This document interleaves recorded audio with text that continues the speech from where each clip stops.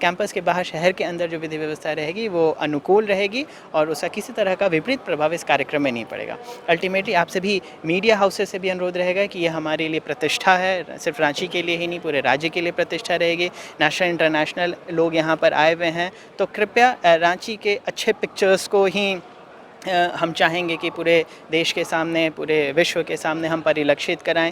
एक जिम्मेवार रोल हम सभी का निभाना दायित्व बनता है। हम सभी एक ही टीम के पार्ट हैं, हम सभी लोग इसमें कॉमन स्टेक्स रखते हैं और ये हम सभी की अंततः जिम्मेवारी रहेगी कि कैसे हम अपने शहर को, अपने राज्य की तरक्की में, अपने राज्य के ग्लोरी में चार चांद लगाएं। सभी को कल के कार्यक्रम के लिए मेरी तरफ से बहुत सारी शुभकामनाएं। धन्यवाद। रूप में एक बहुत ही बड़ा कार्यक्रम कल रांची में ऑर्गेनाइज हो रहा है, भारत दक्षिण Africa one day international cricket match, और इसमें 40,000 से अधिक दर्शकों के आने की संभावनाएं हैं। तो इस आलोक में जहाँ पे भी इतनी बड़ी संख्या में दर्शकगण आते हैं वहाँ पर पुलिस फोर्सेस तथा मैजिस्ट्रेट का डेपुटेशन करना अति आवश्यक हो जाता है। तो इस आलोक में पिछले कई दिनों से रूपरेखाएं तैयार की जा रही थी। लगातार जिला प्रशासन की टीम और जेएससीए की टीम ने मिलकर पूरे के पूरे कैंपस का अवलोकन किया था। क्या स्टैंड्स की स्थिति है, कहाँ पर किस तरह के लोगों के बैठने की व्यवस्थाएं की जानी है, कितने फोर्सेस को वहाँ पे लगाना है, कितने मैजिस्ट्रेट्स को लगाना है, पूर्व के क्या अनुभव रहे हैं। तो हर एक पहलुओं को बहुत ही बारीकी से अवलोकन करने के पश्चात बहुत डिटेल्ड तरीके से हम लोगों ने जॉइंट ऑर्डर भी निकाला था और उन ऑर्डर के आलोक में जितने भी डेप्यूटेड पदाधिकारी, फिर चाहे वो पुलिस अधिकारी हों, चाहे फिर प्रशासनिक अधिकारी हों, पॉइंट टू पॉइंट उनकी आज ब्रीफिंग कराई गई है। प्रमुख रूप से किसी भी कार्यक्रम का क्या उद्देश्य रहता है कि जो योग्य व्यक्ति हैं, उनके पास टिकट है, उनके पास पासेस हैं, वह योग्यता के साथ अंदर आएँ, अपनी जो निर्धारित जगह है वहाँ पे जाकर बैठ जाएं और उसके बाद जितने भी घंटों के लिए मैच चले उसका आनंद लें। वह अपने जो उनके बगल में जो बैठा हुआ है, जो उनका सहदर्शक है, उसको किसी तरह का व्यवधान उत्पन्न नहीं होने दें। मैच में तो इमोशंस बहुत ज़्यादा हावी रहते ही हैं, मैच के साथ साथ लोगों का इमोशन भी बढ़ता घटता रहता है, तो उसकी वजह से अन्य दर्शकों पर किसी प्रकार का प्रभाव एक पर्टिकुलर दर्शक नहीं पड़ने दे। यही प्रमुख रूप से विधि व्यवस्था संधारणार्थ के रूप में हम सभी की प्राथमिक जिम्मेवारी होती है। जेएससीए की टीम के साथ साथ हमारी प्रशासनिक टीम भी साथ साथ कोऑर्डिनेट होकर कार्य करती रहेगी। पहला जो रिएक्शन है वह जेएससीए की टीम के ही द्वारा किया जाएगा, चाहे वह अनुशासन को स्थापित कराने को लेकर हो, लोगों को बैठाने को लेकर हो, लोगों को एक जगह से दूसरी जगह जो रिस्ट्रिक्शंस इम्पोज कराने को लेकर हो, एक्सेस कंट्रोल को लेकर, वही अगर उनकी बातें लोग नहीं मानते हैं तो उसके बाद सेकेंड एक्शन में हमारी प्रशासनिक की व्यवस्था पूरी तरह से रहेगी। तो कैंपस के अंदर यही प्रयास रहेगा कि सभी योग्य दर्शक लोग ही आएँ और अपनी योग्यता के साथ अपनी जगह पर जाकर बैठें और पूरे मैच का आनंद लें।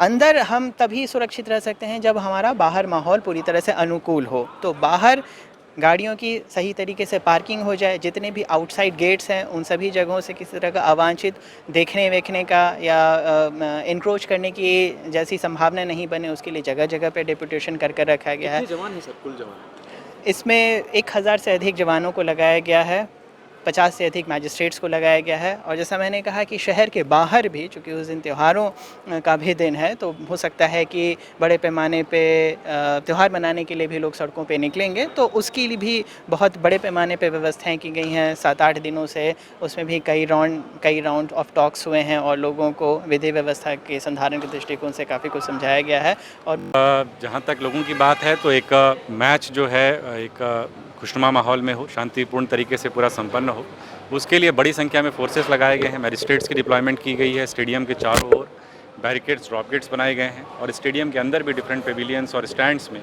पर्याप्त संख्या में फोर्सेस लगाई गई हैं। तो बेसिकली एक्सेस कंट्रोल करने का मतलब है कि जिनके पास टिकट और पासेस हो वही व्यक्ति स्टेडियम के अंदर आ सकें, उसके लिए कार्रवाई करना। दूसरा, कोई भी व्यक्ति अनाधिकृत सामान लेकर के, खास तौर पर वैसे सामान जो प्रोजेक्टाइल के रूप में यूज हो सकते हैं खेल को डिस्टर्ब करने के लिए, वैसे सामान को रोक करना, मतलब वैसे लोगों की रोक करना जिनके पास टिकट पास ना हो, और वैसे सामानों पर रोक करना जिनका प्रोजेक्टाइल के रूप में यूज हो सके। इसको लेकर के ब्रीफ किया गया है और लोगों से यह अपील भी होगी कि कृपया वैध टिकट और पासेस लेकर के ही आएँ, अनावश्यक यहाँ जमावड़ा लगाने की कोशिश ना करें, अन्यथा ड्रॉप गेट्स और बैरियर्स से ही आपको वापस फोर्सेस और मैनेजमेंट के द्वारा किया जाएगा। तो इसलिए प्रॉपर टिकट पासेस लेकर के आएँ।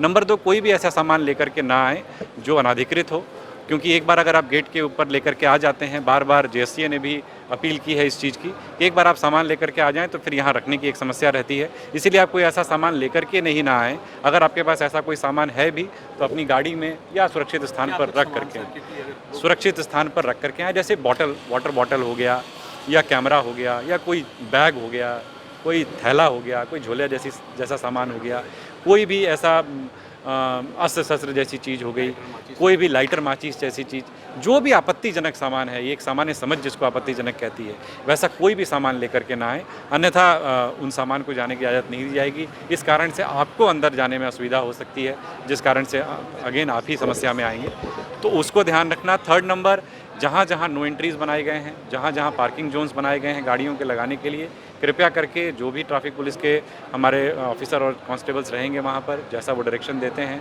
डिफरेंट जगह पे साइनेजेस जेएससीए लगा रहा है, उस जगह पर आप सुनिश्चित करिए कि उस जगह से जहाँ से आपको मूव कराया जा रहा है उसको फॉलो करिए, तभी हम लोग पूरे तरीके से मैच को शांतिपूर्ण तरीके से करा पाएंगे। TSA लैब न्यूज़ से मैं हूँ आपके साथ संपादक अशोक कुमार झा। हम फिर मिलेंगे आपसे बेहतरीन और ताज़ा खबरों के साथ।